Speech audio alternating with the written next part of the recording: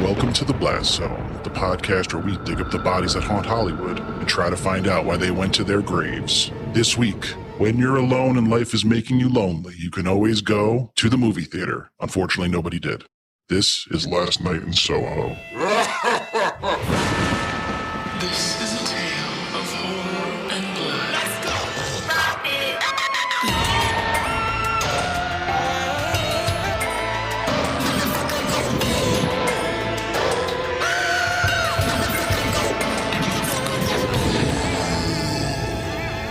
Welcome to the Blast Zone. Welcome to the Blast Zone. We are not a podcast about bad movies. We are a podcast about movies that did badly. That's right. I am Jon Drake, in-house film critic of my Shudder account. And I'm Ian Dukes. I'm a demon with horns and bat wings and summonings about movies. Movies like Last Night in Soho, which we're talking about today. But before we get into that, Ian, how are you doing this week? On the one hand, I feel good that I made it halfway through Blastober without dying of fright. Mm-hmm. But then I looked down and realized this was the easy half. 2 movies. I already knew them. I already loved them. Watch out. By the end of the month, you might be co-hosting with the skeleton. Next couple movies after today are going to strip the flesh from my bones. That would be spooky, co-hosting with a skeleton. I hope that's not the case. Also, I feel like it'd be hard for you to type and stuff with no skin on your fingers. And I'm not sure if my trackpad will even work. I got some adjusting to do, but we're going to keep plowing ahead. I'm excited. I'm going to a concert tomorrow for one of my favorite bands. Oh, cool. Going to see the Gaslight Anthem in New Jersey, which if you're a Gaslight Anthem fan, that's a big deal because they're Jersey boys. Bruce passed the torch to them many years ago with Stone Pony and heralded them like the new kings of New Jersey. So I've never seen the band. I've seen the lead singer in New Jersey at the Stone Pony, Brian Fallon, but I've never seen the band in Jersey. It's not at the Stone Pony, though. They're too famous for that now. Okay. But by the time you hear this, it will have already happened. So if you're going to try to find me there, tough luck. That was last week, stupid. That sounds fun. Concerts are kind of a new thing. I hadn't gone to one for like 2 years before COVID. So we're going on 4 or 5 years by now since I've been to a real concert. It's a whole new world again. Even longer for you, right? You said you haven't been to a concert in quite a while now. It's been a little while. I can't even recall. Was it in 1960s London? It was. I met a girl named Sandy there. Well, you're still alive, so you must have been nice to her. Spoiler alert. But before we start talking too much about Last Night in Soho, we got to talk about some other stuff we watched this week. So what do you got for us? Well, I'm going to have to do a callback to last week because about the only thing that I spent any time watching this week was last year's Netflix series called Midnight Mass. Mentioned it just for a minute on last week's show because it was created and directed by Dr. Sleep's Mike Flanagan. I don't know if you've seen this on Netflix now. They tag his stuff with a little Flaniverse icon. Oh, I like that. They've dubbed his work the Flaniverse. He's big man on campus over there at Netflix. Midnight Mass is a fun premise. It's this New England-y, slow burn, character-focused horror thing, which means it's pretty Stephen King-y, as we know that there's quite an affinity between Flanagan and King. And it's got a lot more quiet monologues than shocking horror moments, but it does have a really fun, cool horror concept at the center of it, which is keeping me hooked. And I'm into it. I'm 3.5 episodes in. See how it turns out. Yeah, it's funny you bring that up because Flanagan had another project drop today with Netflix, The Midnight Club, not The Midnight Mass, different series. Yeah. I'm not sure if they're interconnected in any way, but that just released today. And I just saw a tweet from him literally before we got into the studio. He was asking people like, hey, when you log on to Netflix, do you see The Midnight Club or do you have to search for it? So it sounds like there's a little bit of algorithm shenanigans at play with this new series. And I hope that they're not giving him the short shrift because that would be a tragedy. He seems like one of their biggest collaborators. I mean, I assumed he was an algorithm king and that's why they brought him into the fold because you got to think that the stuff he produces must be lighting up their users or they wouldn't keep re-upping him for one project after another. Exactly. I assume it's like there was like a weird split between West Coast and East Coast people. People on the West Coast were like, oh no, I see it. People on the East Coast were having a little bit of a harder time finding it. So it might have just been like a time zone slip up. Hopefully that's the case and they're not trying to drive his asking price down by saying, oh, not too many people watched it. Oh yeah, that would suck if this was like, oh, by the way, this is the beginning of the end for you and this is how you find out. I mean, the new season of Barry taught me a lot about how these things work with placement on the homepage of a streaming service. And if it doesn't pop off in 24 hours, you're pretty much dead in the water. We're pulling for you, Mike. We're big fans. For sure. I've had a hard time finding time to watch movies for enjoyment lately. That's not because I'm super busy, because I'm not. It's because I get sucked into shows and I can't pull myself out of them. And some of them are shows that are like new and topical and fun to talk about. But this is a show that I feel like's been discoursed to death and beyond and back to life and dead again. So I was hesitant to bring it, but I'm rewatching Game of Thrones, like from the beginning. And I'm almost through season 6. I've been watching it for about a month now. Pretty much when House of the Dragon started, I was like, I'm going to need a refresher, even though I was a big fan of those books. I haven't done much with it in a long time. And man, those first like 5 seasons of Game of Thrones are so good. They still hold up really well. But then I'm in season 6 now and I'm seeing the seams starting to show. I know season 7 is when the real quality drop off happens, but man, there really is some distressing signs. Characters just tend to do things now, like late in the show. You don't really understand why. And you're like, maybe they'll explain that later. But then I'm like, wait a second. No, there's like 10 episodes of the show left. They're not going to explain it later. This is just what we're getting now. I thought because the first seasons were so good, I was like, maybe we just had too high expectations for how this all was going to wrap up. But no, like the drop in quality is steep. And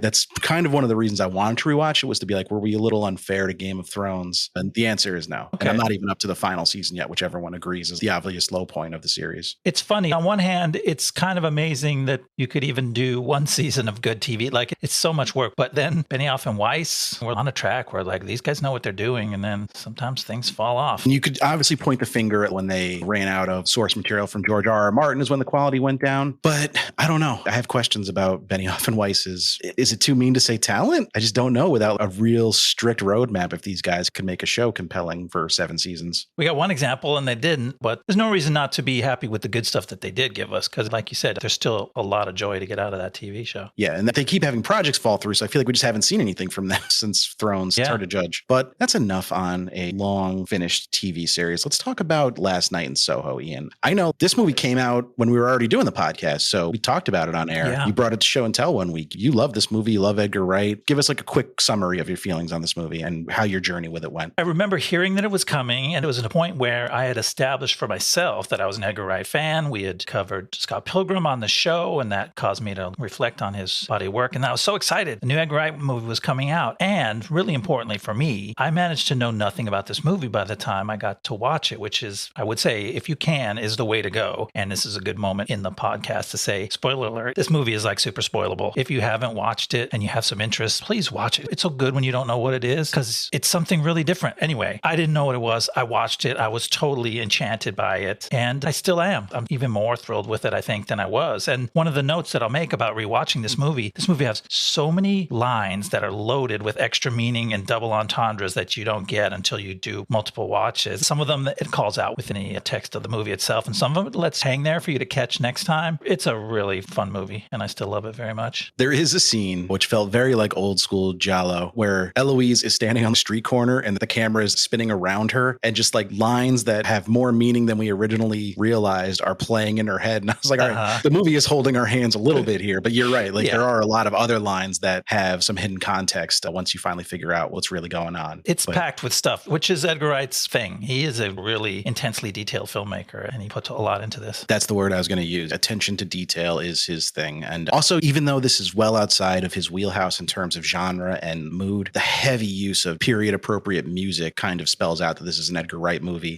from the first minute. It might not be the type of movie he usually makes, but it's the type of movie he always makes, if that makes any sense at all. His movies are musicals to a certain extent, and this movie is no exception. Do you want me to get into a little bit of the making of the movie? Yeah, for sure. Let's hear how this thing happened. All right. In 2013, Edgar Wright was gearing up to begin filming what would be the least heralded entry in his Cornetto trilogy, the sci-fi bar crawl dramedy The World's End, when he pitched an idea for a movie he had originally conceived of back in 2007, centered around 1960s London and the darkness lurking there, particularly how the evil of men was allowed to fester and how it impacted the women beholden to them. Wright had made all manner of comedies by then, relationship comedies, zombie comedies, buddy cop comedies, video game romantic comedies, and the aforementioned sci-fi comedy, but this was going to be his first foray into psychological horror. Edgar Wright doing a not comedy? He's got to be not joking. Wright hired award-winning casting director and researcher Lucy Party to interview people who'd lived and worked in the area during the mid to late 1960s, where part of the movie was going to be set. The rest of the movie would be set inside of a mirror. Filmmaker Sam Mendes introduced Wright to Christy Wilson Carnes, who got her start writing for Showtime series Penny Dreadful and would later co-write 1917 with Mendes, and she and Wright hit it off. Wilson Carnes shared that she had worked as a bartender at the Toucan in Soho for for 5 years, and on the night of the Brexit vote, her and Wright did an impromptu bar crawl through the basement bars of Soho. At the end of the night, Wright pitched her the idea for Last Night in Soho, and the two decided to work together on writing the movie. First, Wright would have to make Baby Driver, which would go on to be the biggest hit of his career. Finally, at least he wouldn't be under pressure from the studio. He was under pressure from the studio to start work on a sequel pretty much immediately. Instead, he followed up with Wilson Carnes and got to work on Last Night in Soho instead. They rented an office in Soho and started working on the script. With the screenplay done and a $40 million budget secured, casting was underway. Thomasin, McKenzie, and Anya Taylor-Joy were cast in the dual leads of Eloise and Sandy, with Matt Smith, Diana Rigg, Terrence Stamp, Sinead Carlson, and Michael Ajao filling out the rest of the cast. Filming began in May of 2019 throughout London and finished on August 30th of the same year, with reshoots happening in the summer of 2020 at Pinewood Studios. The film would be delayed several times due to the COVID-19 pandemic, eventually releasing on October 29th, 2021, just in time for Halloween. That's almost the last night in spooky season. Reviews were largely positive, as the movie sits at 76% on Rotten Tomatoes, but audiences could not be bothered to head to the theater, and the movie flopped hard, opening in 7th place with $4.1 million despite being placed in over 3,000 screens. It would leave theaters with only $23 million in worldwide gross, and has yet to develop the kind of cult fandom we've seen cultivate with past flops, Scott Pilgrim vs. the World. Then again, it is still early. It's a long night in Soho, folks. Give it time. Some shit's still going to happen. Mm-hmm. That seems weird, though. Like, why did it just... Nobody liked it? Nobody wanted to see it? No People one liked watched it. I don't get it. You know what? It's a hard movie to kind of get your head around just from a poster or a trailer. There's, like you said, it's very spoilable, so it has to keep its cards close to its chest. So it's just a lot of like flashing lights and spooky imagery and eerie downtown playing in the background in a minor key. So you don't know anything about it just from the marketing, and that's how you have to market a movie like this. But we think of Edgar Wright as like a guy, we'll go see a movie because he's attached to it. But is he that to the general film going public? No, I don't think so. not. Obviously, we learned with Scott Pilgrim, you know? Yeah, we had to cover him before on here with a movie that I think is an absolute masterpiece, Scott Pilgrim. This movie it's not as transcendent on all levels, but it's pretty fucking good, man. To me, it's so special because it's original. And maybe that's part of its downfall. Like, you can't say, oh, it's this, it's that, I know what it is. Hollywood doesn't put out that many big, incredibly craftily constructed movies that are pure original content, like just a made-up story that he got the idea for, and he just executed it so beautifully, I think. But yeah, people didn't know what to make of it. He's clearly pulling from the giallo genre, but that's not like a genre that has any large resonance in Hollywood. That's an Italian genre. Right. It has never really lit up the box office here. We talked about *Malignant*, which was also clearly an homage to that, which was another flop. There was a Suspiria remake that flopped hard. His influences for this movie were not hits, so you can't draw a direct line. Like, he's referencing this movie that everyone loved. Like, he's referencing this movie that 85 people in America saw and adored, but that's not going to move the needle, really. It's too bad. It is. It's a bold, adventurous movie, and it's really well acted and it's well written. Do you think that it's just too soon for it to have developed a cult following yet? Or is it a situation where it's just not going to happen for it? I wonder, because I started to look around the internet and I poked around at other podcasts who had talked about it, and I read reviews, and I found really some mixed bag of impressions on this. Now, the aggregator scores look pretty good on this, right? But I was just surprised how many people got on podcasts and just vocally expressed their disappointment with this movie. And it's like, who are you?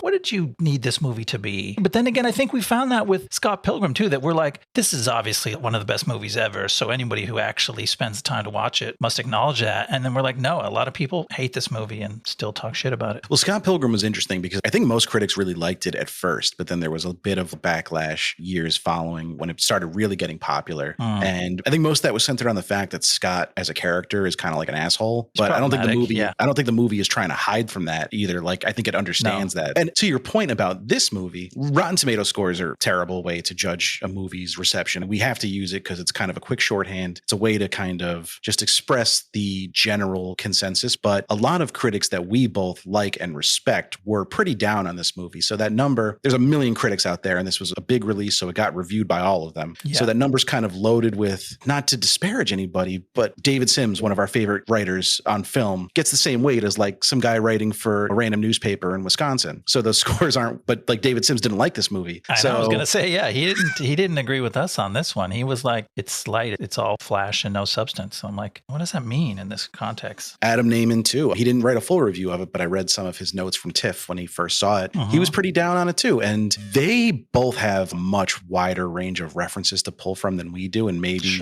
this movie is cribbing from things things that they're more familiar with, so it's less enchanting to them, is the best way I can kind of, and just taste is subjective, obviously, so it's never going to be a real across the board agreement. Well, we get to spend the next 45 minutes here talking about it, saying what we liked, and there's a few things that we might point out that we didn't think worked that great, but man, it's such a cool movie. I'm really glad we get to talk about it. Cool is a good word for it. The visuals, the music, the camera tricks he employs. It's a very cool movie, and I'm excited to dig into it because I don't think a lot of people saw it, and we're going to be able to show them what they missed. And just let me make a little show note for our dedicated fans. We're not going to make a habit of this, but this is 2 weeks in a row where we're covering a movie where a psychic protagonist rents a spare little top floor bedroom from a stern landlady and proceeds to get visited by supernatural visions and fuck the place up. So that keeps happening to us. You're so good at drawing these parallels every week. Like they're both in these little top floor rooms with the slanty walls. I'm like, how did that happen? We didn't plan this. We did not plan this. I will say, let's get this out of the way now. Dr. Sleep has the Blastober title belt for 2022 right now. You may disagree, but that's why we talk about it. All right. Do you want to walk us through the storyline of the movie a little bit? Let's jump on in. Here we go. Eloise, Ellie Turner, played by Thomasin McKenzie, is a young fashion design student with a love for the 1960s and the ability to see spirits, including the ghost of her late mom. Ellie just moved to London, and she's finding it hard to fit in with her fashion school classmates, a pack of mean girls led by her roommate Jocasta. So Ellie moves out of the dorms, takes a job as a bartender, and rents a studio apartment in Soho from an elderly landlady named Mrs. Collins, played by Diana Rigg. But each night, as Ellie sleeps in her new bed, her dreams are filled with intensely real visions of life through the eyes of her apartment's long-ago tenant, a young lady named Sandy, played by Anya Taylor-Joy, who herself was recently arrived in 1960s London with a fierce ambition to become a star nightclub singer. Sandy seems to be on the rise when she hooks up with a charismatic young manager named Jack, played by Matt Smith, and so does Ellie, as she starts to shine at school thanks to her nightly doses of genuine 1960s inspiration. This is a big role for Thomasin McKenzie. Were you familiar with her before this? I was, but I didn't know it. Like I saw, what's her Living in the Forest movie with your boy? The Living in the Forest movie with my boy. You know what I'm talking about. What's her movie? She lives in the forest. Living in the Forest with Ben.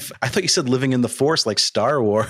Yes. Leave No Trace. Leave No Trace with Ben Foster. Yes. Great movie. Ben Foster. Definitely one of your dudes, right? Oh, absolutely. I bought Ben Foster stock, lots of it years ago, and I'm still holding on to it. She was awesome, but I kind of didn't recognize her because she plays a little American girl in that, and she plays a little British girl in this. So, like, how could I possibly connect the two ladies? Both kind of timid, a little mousy. But yeah, Leave No Trace was kind of a big breakout for her. That was a great movie. And again, I'm in the same boat where I saw Leave No Trace and I really liked it, but I didn't clock her as the same actor as in this movie. I was impressed with her in Leave No Trace, but she's a little bit of a chameleon, as the movie kind of takes advantage of. Not even just in her acting style. Her look can change pretty fluidly. Yeah. One of the charming parts about this movie is she gives herself a makeover in the middle of this first act, I guess. And you're like, wow, that's her. She's dynamic. Yeah, the first like 40 minutes of this movie is really just like a charming coming of age story about this girl in London. There's very little hint that anything sinister is going on, except for the fact that men are being terrible, which is nothing surprising. But there's a cab driver who makes a weird remark about her legs. There's just random guys being creepy to her. This is a fun double feature with Alex Garland's Men to show that British men have always been fucking terrible because oh my God, back in the 60s and today, whether you're in the city or the countryside, whether they all look like that one guy,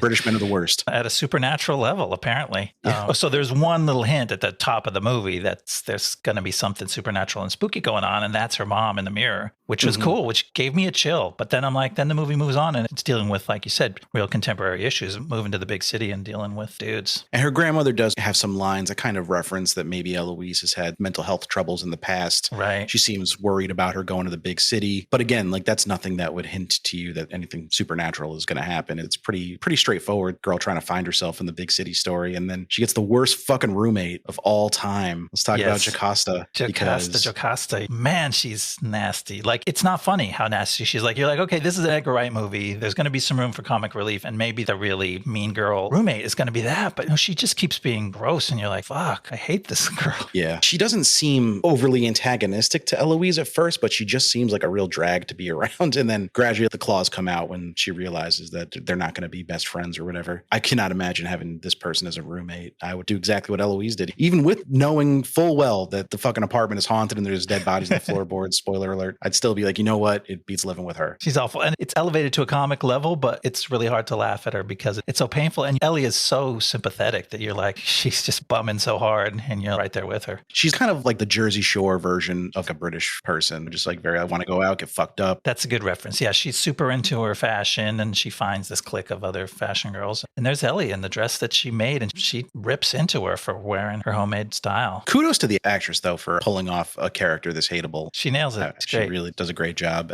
But then we have to talk about Diana Rigg because that ties into my show and tell today. There you go. That's why I talked about Game of Thrones today, because I'm watching Diana Rigg be an absolute powerhouse on that too. But she's great as Mrs. Collins. She's so ornery and brusque. What's up with landladies, man? Whether you're in New Hampshire or Hampshire, you don't take no shit. No, she's great. It's inspired casting, and there's a lot of it. She and Terrence Stamp, we'll get to a little bit later in the movie, and also the lady who runs the bar where Ellie gets a job are all actors who participated in London in the 60s. So they're not only like their characters work for this thing, but they had been through it. And so there's this deep thread that connects them to the story. And it's just another example of Edgar Wright going the extra mile to embed stuff really deeply in the story. The details, baby, the details. And if you want me to have some goodwill towards your movie, just fucking put Terrence Stamp in it. Love that guy. Yeah, what a gem. He's so good. I was scared of him my whole childhood because of fucking General Zod, man. That came out when I was a kid. And that was a fucking scary character for a like silly Superman movie. And so he's kind of terrified me ever since. Michael Shannon did a good job too. It's impossible to follow that performance, but if you're going to give it to anyone, I think Shannon's the guy who can do it. Yeah, for sure. Close as you can get. We got to talk about the Limey one day. We got to cover that just because that's peak Stamp being just a kind of like slightly past middle age, but still a badass. Yeah. Stomping around Hollywood. Great fucking movie. Have you seen the Limey? You know what? I think I watched half of it and then something distracted me. I got to go back because that's your guy Soderbergh, right? It's an hour and 20 minutes, man. There's no reason to not have seen the Limey. Check it out. I don't know because I can't think of how it ended, but now I'm going to go find out after this. You might as well just wait because I'm going to put it on the schedule. So okay, cool. I'm going to make that a priority. Speaking of the Forbidden Zone, or the Phantom Zone, as it's actually called, and people looking out at you through glass, this movie has a lot of mirrors in it, doesn't it? This is really kind of a movie about mirrors with a side plot about young women in it. From the very first scene in the movie, which has the mom in the mirror, to the last scene where she circles back around, strangely enough, there's so much mirror symbolism in this movie and actual just like useful use of mirrors as the mechanism for how this time travel and spiritual shit happens. It's really cool though. There's a lot of characters that could be considered mirror images of each other, and that's a fun motif to play with. But just like the technical aspect of filming with mirrors is so beyond what I can comprehend in my stupid little brain that I just find it so impressive what he was able to pull off with this. It's a real technical achievement in addition to working for the story, which is kind of like technique I think needs to be in service of the story to some degree. And he's kind of a master at that, of being flashy, but having it make sense in his world and kind of what he's built. A lot of the story is told with minimal dialogue. There's a lot of these dream sequences, which have some dialogue, but they're really about experiencing how this works for Ellie. She's having dreams and she sees herself and like, is she Sandy? Is she living Sandy's life? Sometimes she is. Sometimes she's just Sandy's reflection in the mirror. And so it's quite complicated to execute. And again, another thing about Edgar Wright's dedication, he talks about in interviews how he spent all this time digging up movies that did mirror shots and interviewing the filmmakers and how did you do this and figuring out, because he didn't want to do a fully digital thing. He wanted these actors to be in the same room and to act together. And so a lot of the time, stuff that you see and you think could be digital trickery, it's actually Thomasin and Anya acting across from each other in sets that have a window between them and they're mirrored. And they're like, the guy who takes her coat is a guy who happens to have an identical twin who's playing himself on the other side of the mirror. And he's taking Ellie's coat. So it's, there's a really awesome mix of practical effects and digital to sell this whole thing. And it's beautiful. Love to see it. Love to see practical effects having their day in the sun again to some extent. It just looks so much better. Like it looks great. The movie's really throwing a lot of very complicated shots at you and you never feel it laboring because he put the work in to stage it so well that it feels effortless. He's masterful. And like that scene when Ellie first has her big dream and transitions over into 60s London, to me, like that sells the whole movie. When that happened, and it starts with this killer transition where she pulls a sheet over her in bed and the camera pulls back and then it's pulling back like 50 yards of sheet over her head and then she pops out onto the street in London. That's when you know, like, okay, something special's happening here. This movie is going to delight me with something that I haven't seen before. And it does. Let's talk about Sandy a little bit because this is like a more bombastic performance from Anya Taylor-Joy than I think I was accustomed to. She tends to play like very cerebral characters, kind of quiet.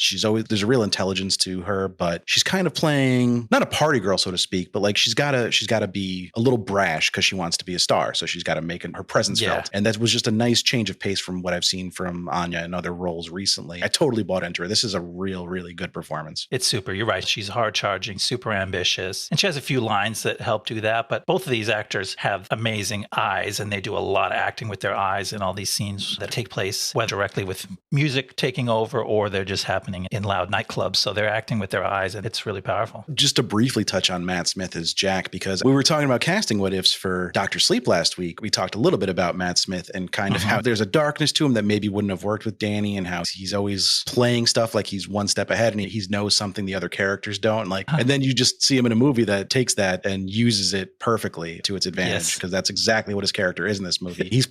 Jack is playing a role in the early scenes with him, and then we gradually see him drop his guard as Sandy is stuck with him, essentially. Just like he did in Morbius, where he was like the cool guy friend, and then he turned kind of evil. He hasn't really turned evil yet in the movie. I think we, as an audience, when we see Matt Smith, we're just kind of like, something evil is going to happen now. I just dropped Morbius references to provoke you and to provoke our audience, but this movie was a little better than Morbius. A little bit. And Matt Smith was really good in it. He's really charming. Sandy gets charmed by him in those first couple nights with him, and so do we. We're like, oh, this dude is happening. Let's get in his little MG and drive around the streets of London. You're looking at Sandy like, no, don't fall for this. We know he's going to be bad, but at the same time, you're like, who would not do the same? Who would not fall for him? He's just charming, and there's a nice little bit where he sets up a fist fight to defend her honor, and the other guy's clearly in on it. I liked that even the boxing was period appropriate. Like, they actually did the old-timey stance. Yeah, the kind of punches that he throws are kind of stylized and cool. And that's another cool Edgar Wright flourish. That scene pays off, and you find out that it was a setup between those two guys, but it's in a totally nonverbal thing as the camera is just swooping by one time, and you're like, oh, shit, yep. Those guys had planned that whole thing, but he doesn't have to use any dialogue to tell you that. It's just beautifully told. Overall, this movie has very few lines in it. It's really just not a dialogue-heavy movie. It likes to tell you a story through images, which sounds silly considering it's a movie, which all movies do, but dialogue's an important part of storytelling for a lot of films, and Edgar Wright is just trusting his audience that they don't miss the little details that are purely visual. That's one of the reasons why Edgar Wright stands out as a director. So many movies just plop the camera down in traditional ways and let the actors talk you through the story, but he wants to show you, and it's quite a thing to see. Are you ready for the middle part of the movie? Yeah. Why don't you tell us what happened next? You got it. Ellie's nightly dreams of the 60s go from hypnotic to troubling as Sandy's life takes a dark turn. Jack helps get Sandy a job as a chorus girl at a nightclub, but it's soon clear his real goal is to pimp her out to the men who come to the shows. As Sandy becomes trapped in a life of prostitution, drugs, and alcohol, Ellie is tortured by having to watch it unfold. On Halloween, a kind boy named John takes Ellie out dancing, but she starts seeing ghosts of the men who victimized Sandy, and it threatens to derail their fledgling romance. Ellie brings John back to her place, but then she's overcome by a vision. She believes she's witnessing Jack stabbing Sandy to death in her bed, and her screams bring Mrs. Collins, who breaks up their night and sends John packing. Ah, John. What a good dude. Literally the sweetest man that has ever been in a movie. He's competing with Ellie because we meet Ellie and she's like the sweetest thing we've ever seen. And then John starts to spend time on screen and we're like, oh man, what a little sweetie this guy is. He is just heart of gold. And like, I was texting you during my first watch of it, like, all right, this kid's going to die or he's going to end up like secretly terrible, because up to this point, I was very nervous for John. Like I developed a real affection for this character immediately. And the movie's been so dead set on showing like men suck, don't trust them. It does a nice move with John when we meet him. It's a very clever piece of writing where Ellie's already had it with men by the time she crosses his path. And she's like, no, fuck you. Don't help me up the stairs. I don't need help from men. And then after that, you start to see that he's actually not a bad dude, but he makes this mistake of taking her Coke from the fridge that had her name on it. And he's, oh shit, look what I did. And it's great. It's just enough to like keep them at a distance for the first couple beats together, which is really fun. Can we take a beat and go back to the fridge with the name thing? Because I wanted to point out that Jocasta had enough food in that fridge to feed a family of 8. There's no way she's going through all that stuff before it goes bad. No, she had just filled up the fridge with her stuff. And I'm like, who else shares that fridge? That's more than just their room, because that was like a common room. It seemed like a common area, yeah. There's got to be at least like a pod of 4 dorm rooms that are sharing that fridge. And yeah, Jocasta's just an ass. She's claimed the whole thing. And then she drinks somebody else's. She picks out the only thing that's not labeled, which is a bottle of Jägermeister, and starts drinking that.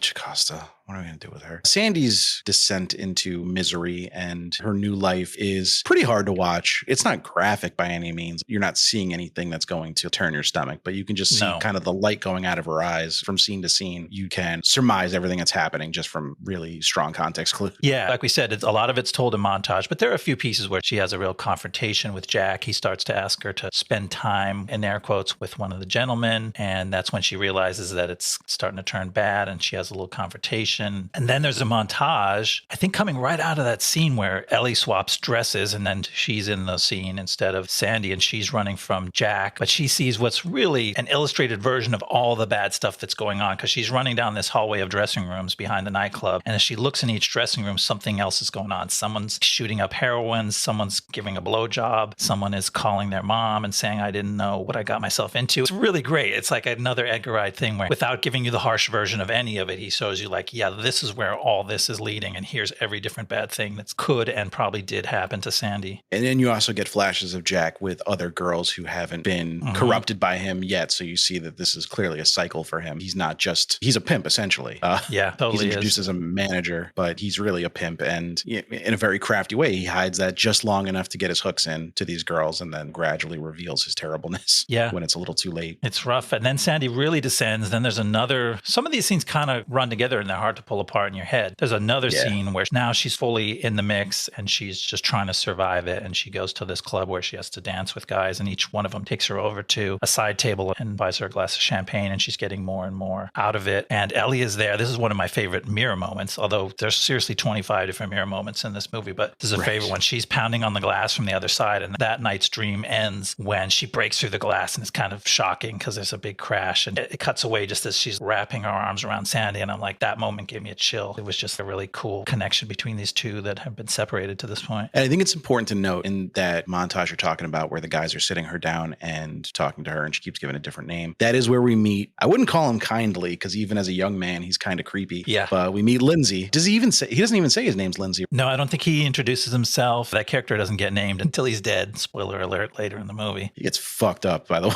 It's like the one movie's real instance of gore is Lindsay. Yeah, he's a young guy. Sandy pegs him for a cop right away. But he's not being like warm to her either, even though we get he's maybe trying to help her later on. He's being creepy and weird. Like the guy can't fucking help it. He can't turn it off. He's being protective, but in an aggressive way. And he manages to like insult her while telling her that she's better than this and you got to get out of it. I love that guy. That actor's name is Sam Claflin, who I think I've seen in other stuff. What I noticed about him in this is just because we had already met Terrence Stamp as the older version of that character. And I'm like, oh yeah, he nailed it. We talked about last week characters doing other famous performances with Dr. Sleep and people doing the Torrance family. And like this guy does a perfect Terrence Stamp in the middle of the same movie. Even harder because Terrence Stamp is in this movie. So it's not like you can just be like, I haven't seen Terrence Stamp in a couple of years. I think he got it pretty close. No, you're going to see him again in like 20 minutes. So you better fucking nail it. And he does, you're right. But like we've seen Terrence Stamp as an actor in the 60s. Like he's been acting, he was acting a long time. So there is footage out there and good shout. He nailed it. Walks that line of like intriguing and creepy, like every man in this movie. It's a fun character and it's a challenging one. We'll talk to about what happens in the third act. He meets a weird end and you're like, oh, did that have to happen that way? But this was a very pointed kind of a character and he never drops it. No. Let's talk about the end of this section. Yeah, it's a big set piece. So we're calling it the end of Act 2. She brings John up to the room and she has this vision. She thinks what she's seeing is Jack on top of Sandy in their bed. It ruins her little rendezvous with John and it kind of ruins her life because she is just unhinged for the rest of the movie. It's a really well-crafted set piece. I mean, the party itself, the costumes, like everything about it is really impressive. But I do have to say, like, the decision to bring John back to her apartment was just mind-boggling to me. Everything terrible is happening to you when you go home at night and go back to your apartment. What are you even doing? I was just so flabbergasted by that Bad choice. idea. Where does he live? It's true. That's a good question. Go to his place. I know he said he lives in South London. He lives kind of far away. They make a point of saying that later on. But I thought he was in the dorms, so maybe he's just got a dude roommate and he can't bring a girl back because I feel like he moved up there too. But yeah, you know, Ellie's still a kid and she's pretty distressed by the time Halloween is wrapping up and she gets this little bit of comfort from this guy who turns out to be genuinely nice. And maybe she thinks, she's like, maybe that's what I needed. Maybe it's not so bad. Maybe I can make it through this. Because he tells her, she's like, I just wish I was like everybody else. And he's like, no, I'm glad you're who you are. And she accepts herself for a minute. And it was a mistake. Things didn't go well when they got back. But it was very sweet before that. When she says, I wish I was like everybody else, I think the movie is kind of trying to fill in some of the gaps for us in her past. It never really spells out what her issues were, you know, that her grandmother alluded to, but maybe seeing things and having some hallucinations was part of it. Yeah. She doesn't necessarily seem surprised when these things first start happening. It's just when they start going bad that they really start affecting her mentally. Yeah. And I had this note in the next section, but it's worth talking about right here. This is where I think the movie does go giallo. And I don't really know because I still haven't seen any of those Italian originals. But like from what I see from people who are paying homage to it, like in that scene where she sees what she thinks is Jack stabbing Sandy Sandy. She's wearing these black circles around her eyes because they dressed up as ghosts for Halloween. They put some black and white makeup on their faces, and her eyes are freaked out, and they're reflected in the blade of a knife as it's stabbing somebody, and there's blood splashing. And I'm like, we saw all this stuff in Malignant. Like, there's people in trench coats running around in the rain, bright neon lights flashing, knives flashing, and eyes. Like, the poster of Malignant is a big wide eye because that actress Annabelle Wallis was also really good at showing that shocked horror face. And Thomasin McKenzie does it great. And pretty much from that moment when her eyes light up in the blade of the knife through the end of the movie, she has big black circles around her eyes and she is wide-eyed in horror the rest of the time. For a man who says he's not really familiar with Giallo, you sure do understand like the visual motifs really well, because everything you just said is like very Argento. It shows that these directors who are using that stuff are doing it well. They really captured all the right bits. Definitely. Even though the movie shies away from the nastier aspects of Giallo, you can definitely still feel its influence here for sure. There's something really horrifying. Like, for me, the scariest moment in Malignant was one shot where they show Annabelle Wallis's face and she just has this incredible look of terror in her eyes. That was the scariest shot in Malignant to you, not the fucking reveal of the giant baby tumor on the back of her head.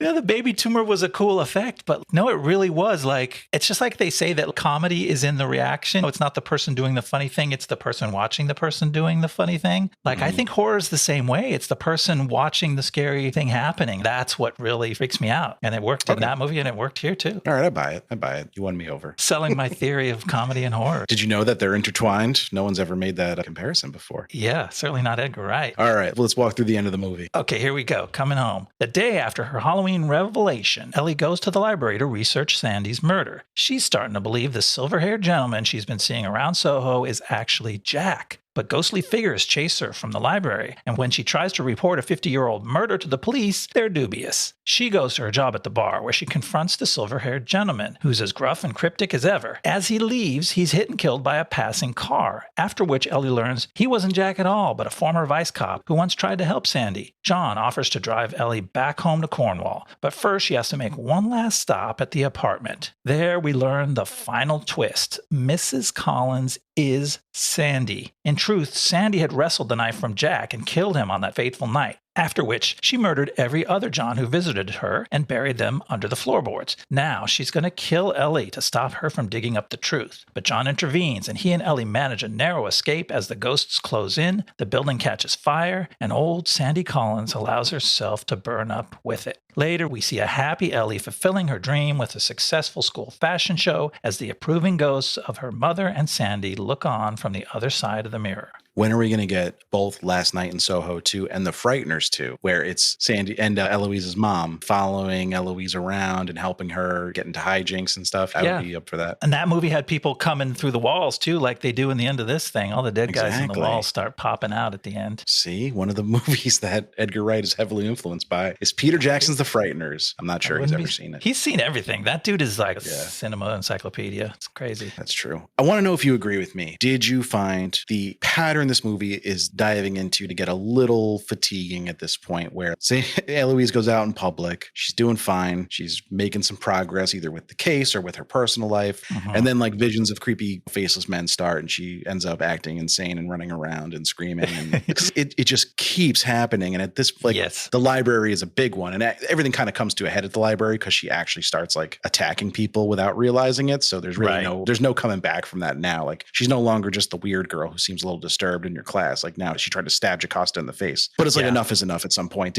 Were you starting to get a little tired of it? It is a lot, and it is a lot in contrast with the first half of the movie, which is much more lyrical and fantastical. And then there's a lot of ghost chasing and her freaking out and running. So yeah, this is one point where I would say, okay, maybe Edgar Wright didn't find a way to heighten these beats. There's a lot of them. Maybe there could have been one or two fewer of them. Like you said, they do heighten in the fact that in that library scene is where it crosses a certain line where she's alienating anyone left in her world. And maybe you have to worry about just John freaked out too, because he's the one who stops her from stabbing Jocasta through the eye. Great reflexes, by the way. Thank God. It's good to have a boyfriend like that who can handle you at your worst. But that does feel repetitive. And it's a lot of for a movie that was all cool 60s songs. There's a lot of screaming and freaking out and ghosts groaning and moaning and chasing down alleys. I do think that Wright tried to heighten it and kind of ramp up the terror by making more of them and making them a little bolder. Like, they start reaching out and grabbing her. You come to understand, like, a lot of that is probably people trying to stop her and help her. But that seems to be his only way of increasing the threat from these things. And it's just not enough to make it worthwhile, like the 4th or 5th time we've seen it. Yeah. And there's a big twist by the end, but it only happens in one of the final moments. We don't realize what's going on in the library. She's doing this research. She's looking through every newspaper headline from the 1960s to look for something that says a girl named Sandy was killed. And she thinks she's striking out. She's like, all I'm seeing here is just a bunch of dudes who are going missing. Get this shit out of my way. This doesn't mean anything to me. And then it turns out those are the dudes who are... Fuck those dudes. They're the ones who happen to be standing right behind her and chasing her and scaring the shit out of her. And in the end, they're after her for help. That's a big, fun, ironic twist that I didn't see coming. And then they literally ask her for help near the very end. Yeah, I will say that I clocked Sandy and Mrs. Collins being one and the same pretty early on. But Sandy turning into an avenging angel / vigilante was not something that I saw coming. So that part at least took me by surprise, and I was happy for it. That was a bold move. Do you want to talk about that twist and what it might mean to the message of the movie? Did you find that it undermines the message of the movie at all? I think it definitely made me question it, right? Because you watch the first part of this movie, and like we said from the beginning, it's like men are bad, and that's pretty clear from the top. And then it seems like, oh, it's even more so because now they're literal monsters chasing her down the street with their horrible eyeless faces. And then you go, oh, wait, am I supposed to feel sympathetic? They're scared of Sandy. She became the real monster. And so it makes you think, but not in a bad way that like, oh, Edgar Wright just undermined the message of his movie, because he does address that. And the character herself talks about it. And Ellie forgives her and says, this was not your fault. They made you into this monster. But it's fun. I think that was a good thought-provoking twist. What did you think? Yeah, I don't think it turns Sandy into a monster and the men into the victims. I think it's still clear that she is the victim in this scenario because it was the trauma these men inflicted upon her that kind of pushed her past her breaking point. The movie could be making a commentary on cycles of abuse, but I think it's a tricky thing because the movie needs to have a flesh and blood villain, right? Or at least an antagonist, not necessarily a villain. So who are you going to go with now that Lindsay's not Jack, and either way, he's dead anyway? There needs to be a physical thing you can reach out and touch and kill to kill Eloise's torment. I think the movie did the best it could with kind of the cards it had laid out by that point. Again, there's enough supporting evidence that still, like, Sandy's clearly traumatized and she's clearly like a little broken, but she's lashing out in the only way she has any power to do so. She's more than a little broken, I would say, because she's still pretty desensitized to murder at her age. Like, she's had decades to think on what happened to her and what she did in her youth. And she's still like, oh, this little punk ass kid is sniffing around. I guess I'm going to have to kill her too. I'll be nice. I'll just let her die of poisoning and call it a suicide. But yeah, she's really fun. It's also like, this is a schlocky horror movie. And I think that's a lot of people's problem with it, is like they saw the first half and they didn't want it to turn into a schlocky horror movie. But Edgar Wright is having a ton of fun with it being a schlocky horror movie. So Diana Rigg has this killer monologue at the end, which is full of emotional, meaningful reflection on her life. And then she turns into a crazy, stabby lady with a knife and she's chasing her up the stairs. And it's awesome too. She's a good, scary villain. We got to talk about the psychedelic staircase chase too, where like the staircase turns into this Rainbow Road situation. Yeah. It was really cool, really psychedelic. I was very into it. It's super fun. And there's the images at the end. It ends up in the bedroom and all the guys come out of the walls and they grab Ellie. But then basically, I guess Sandy redeems herself when she realizes that she needs to die for what she basically kills herself. And lets Eloise go, notably. And lets Eloise she doesn't get away. She says, save yourself, save the boy. I'm going to pay for what I did. And it ends with another killer shot of Anya Taylor-Joy sitting at the end of the bed while the room is consumed in flames. And what about this conversation Eloise ends up having with Lindsay? We got to talk about that a little bit because that's some super fun, creepy, cryptic convos back and forth. Circle back to our boy Terrence Stamp, who we mentioned unfortunately dies. After this conversation is like, dude, do you have to be that way?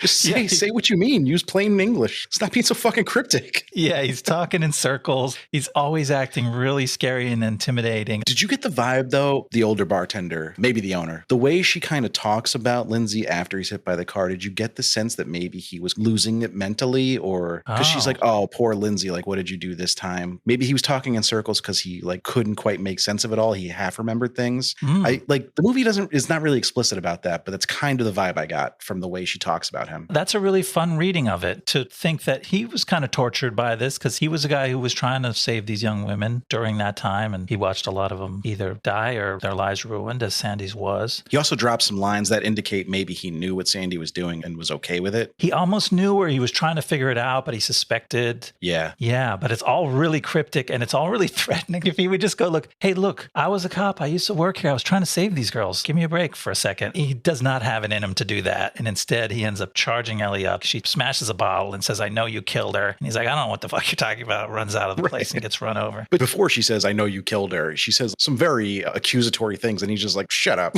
You're not denying anything. It's a little bit writerly, right? Like you see the screenwriting at work because they're like, she has to not realize that he's a good guy until he's dead. And so he has to continue to be like this for the plot. It's quite outlandish, but it's great because he can pull it off. She can pull it off. The whole movie can make these things work. He's kind of like an old drunk. I'm not fully committed to this theory, but I think there's something there that maybe he was just turned into the town drunk because of what he'd seen. So nobody kind of takes him that seriously anymore. Yeah. And that's where we left him. And that's why nobody paid him any mind. I like that read of him. That redeems him a little bit. And it also kind of shows the ripple effects of this terrible wave of violence that happened. And I'm not talking about Sandy's wave of violence necessarily. I'm talking more about like Jack's wave of trapping these girls in this lifestyle that ended up hurting a lot of them. It got this guy decades later. Jack's still at it. Matt Smith can't keep him down. He's going to find a way to kill you one way or another. So that was Last Night in Soho. There's a little bit of fun behind the scenes. This comes up every time we do a more recent movie that there's just not a ton of retrospectives out there on it. So little tidbits that maybe happened during filming are not available to the public yet. Maybe there will be like an Edgar Wright biography in 5 years and we'll learn there's like a big feud on set or this person was almost cast in this role, but there's none of that right now. Interesting fact though, Thomasin McKenzie dropped out of Top Gun Maverick to be in this. So I heard that is really weird and I haven't seen Maverick yet and I can't imagine. Missing out. So you having seen it, do you know what role that would have been? And does it make sense to you? There's only one role I can think of that would make any sense. And yes, I think she would work in that as a character. But unfortunately, there's one female pilot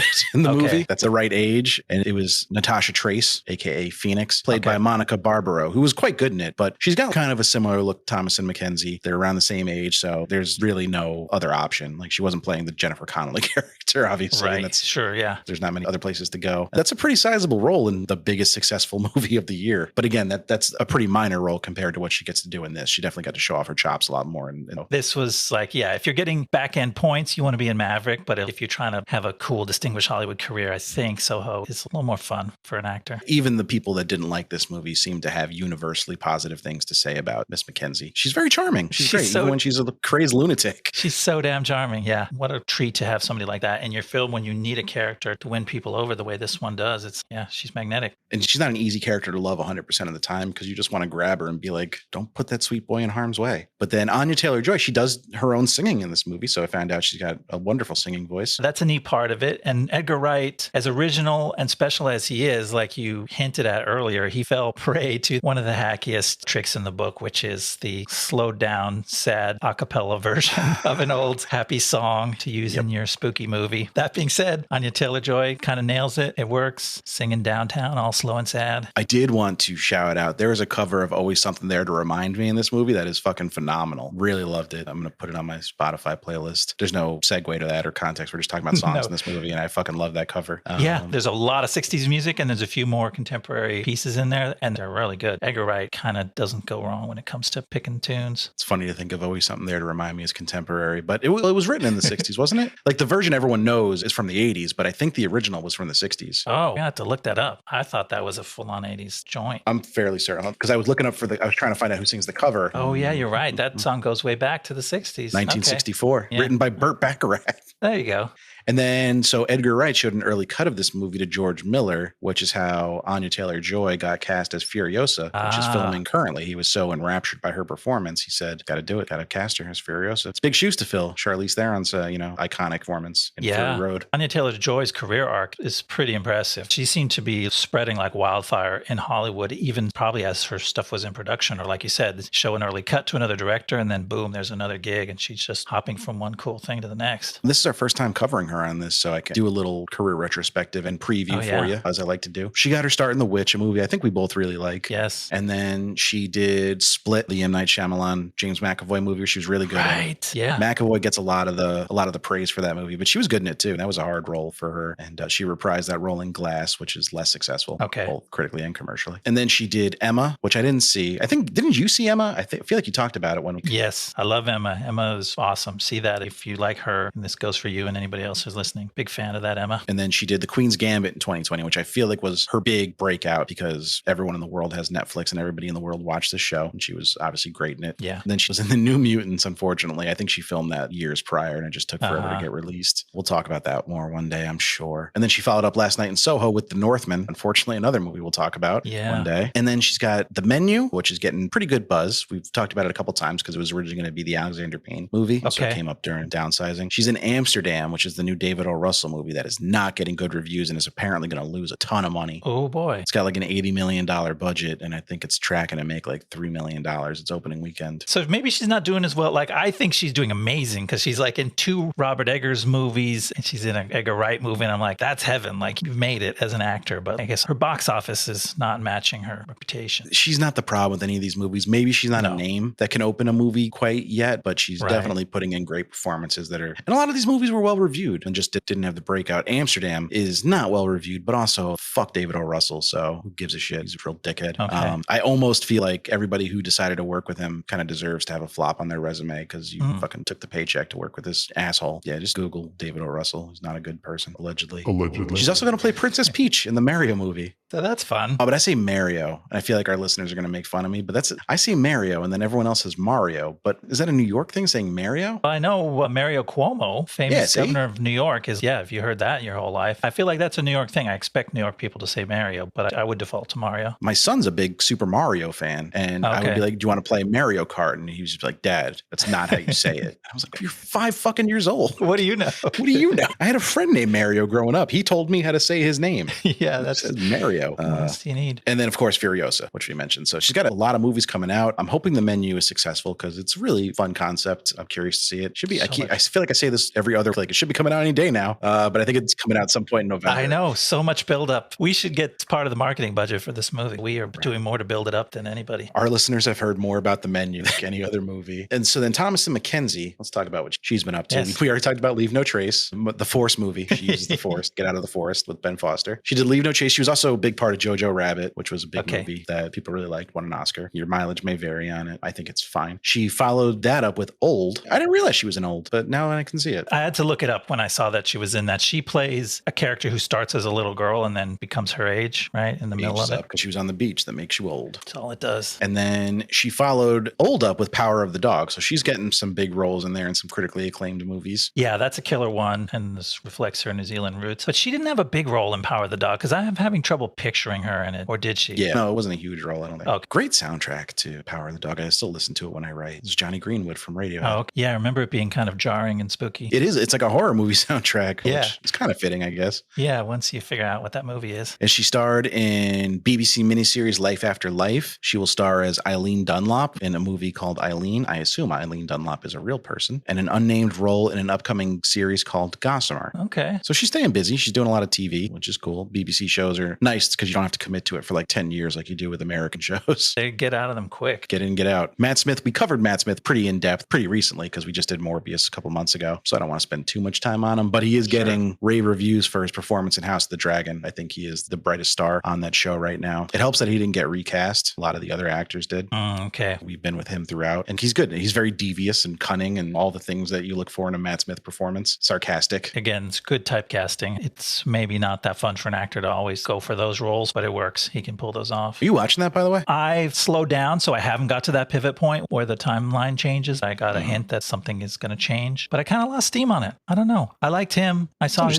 big, furious battle, and I'm like, okay, that was fun. It's weird. Yeah, it's trying to tell like a 25-year story real quick. But the thing is, once it catches up to a certain point in time, it's going to stop doing that. But like, we're almost done with season 1 and it's still doing it. I just want to be in a timeline that is constant and makes sense. Yeah. Not have a 5-year time jump every episode. But it's pretty good. It's just fun to be back in that world for me anyway. So Terrence Stamp is 84. God help me if he ever leaves this mortal coil before me because love that man. Yeah. But he is pretty picky with his roles lately, or maybe he's just winding down because he's older. He was in Murder Mystery in 2019 and the show His Dark Materials in 2020, which I didn't watch. Did you watch His Dark Materials? No, I might have tried to sample it. That comes from a series of novels, right? Book series. Yeah. There was a movie based on it a while ago, 10 years ago, maybe 15. And every time they try to make those into something, everyone's disappointed. And I'm like, oh, I heard the originals are really good. and nothing has really done them justice on the screen. Yeah, I haven't dove into the novels, but I do remember a couple failed attempts to adapt it. So I don't think that show had legs. I think it was a one and done. Or if it's still kicking, it's clearly not infiltrating the collective consciousness of pop culture. I don't know about it. But this is still his most recent film, so he's picking and choosing his roles pretty carefully. Yeah. And Diana Rigg sadly passed away September 10th, 2020. So this was released posthumously for her. It's dedicated to her. There's a little for Diana at the top of the movie, which is nice. Mm-hmm. She's great in it. She was an actor for a long time, always put in great performances, but her role as Elena Tyrell really did kind of revive mainstream interest in her as an actress, which was great to see because she was awesome in that. And then she was in a show called Black Narcissus, which was supposed to be good. I didn't check it out, but that was also released posthumously. That one scene on Game of Thrones was like worth the whole show. When she dies. Yeah. That was awesome. I'm not up to that scene yet in the rewatch, but I remember it being great. That really made an impact. So when it was released, it opened, like we mentioned, in 7th place with $4.1 million. Other new releases that week were My Hero Academia, World Heroes Mission. No, that's not a movie. I disagree with you. That cannot be a movie. No, you'd be mistaken. I had to triple check. And also Antlers, which I think, was that the Daniel Radcliffe movie? No, that was Horns. Antlers was that weird, creepy horror movie. Yes, Antlers is a Tusk kind of thing, more like body horror shit. It was body horror, I believe. Yeah, I think it was that guy who made Out of the Furnace was the director. Not important. I don't think it was very good. The top 3 spots that week were Dune, Halloween Kills, and No Time to Die. So as much as you could have a tough lineup in 2021 when like almost no movies were going to theaters, that is a pretty tough line. That's heavyweight stuff for 2021. Especially with Halloween Kills there, and this movie drops 2 days before Halloween. Yeah. It's a tough look. So it dropped to 10th place the next week with $1.8 million.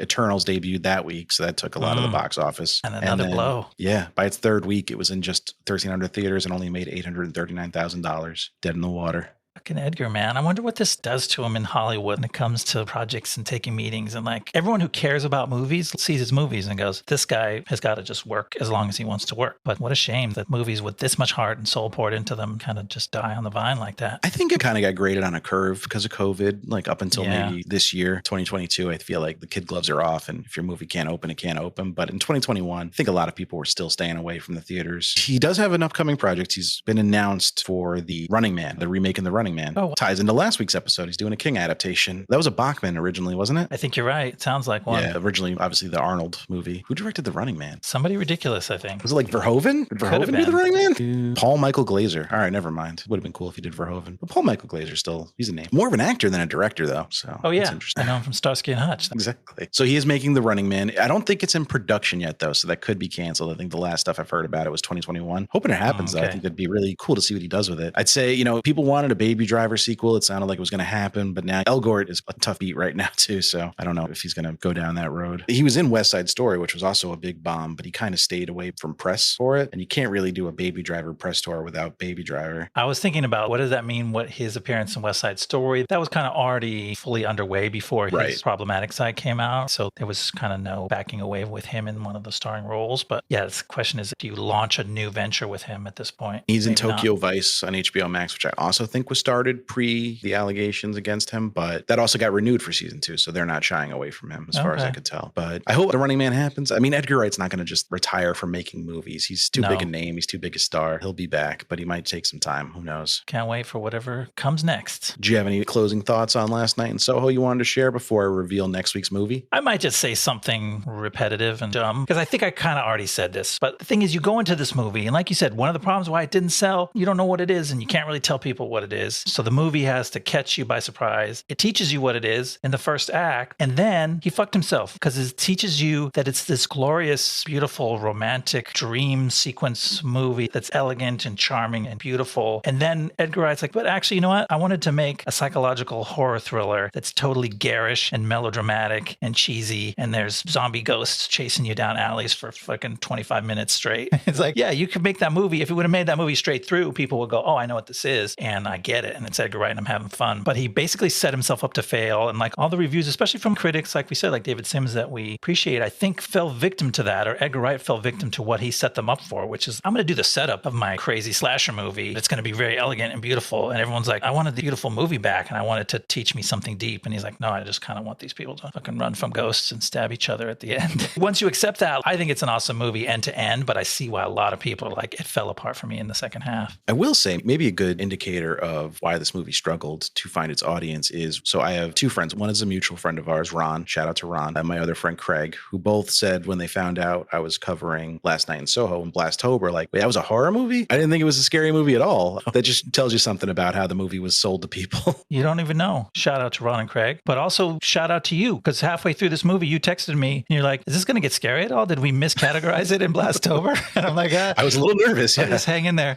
buddy. I believe I said, if this isn't a scary movie, it's your ass because we put it in Blastober. But no, it did turn into a horror movie eventually. It just took its time getting there, but I was fine with it. So next week's movie does not take its time becoming a horror movie. I know you've already started your watch of it. It is a favorite of mine. One of these movies that I feel like is really becoming a cult classic in its own right. I discovered it through a critic I name dropped who didn't like Last Night in Soho, Mr. Adam Naiman, who championed this film far and wide. It's The Empty Man. Yes. Starring our homie James Badge Dale from The Kitchen. He's back. He's got a little more to do in this movie, a little more filled character. Not a ton more filled out. It's kind of a real straight ahead kind of thing so far. I don't want to say too much about this movie because I've only seen half of it. It's a long one too. We're not fucking scrimping on the run times for Blastober. We're doing some long movies this year. I think it's over 2 hours, isn't it? I don't know, but I'm in it for the end. This one's more scary. The first watch on real scary movies can be harrowing for me. I knew what I was in for the last 2 weeks with movies I'd already seen. This time I got my hand in front of my face again because I'm scared a lot of the time. It's hard to take notes with your hand in front of your face. It is. So thank you guys so much for listening. We'll be back next week. Please remember to rate, review, subscribe to the pod. Write us a review if you can. We appreciate it. It helps people find us. Thank you. And you can follow us on Twitter at BlastZonePod. Shoot us an email, blastzonepod@gmail.com. If you have any questions, suggestions, just want to talk, Say we hi. appreciate it. And we'll see you next time in the Blast Zone. See you next time in the Blast Zone.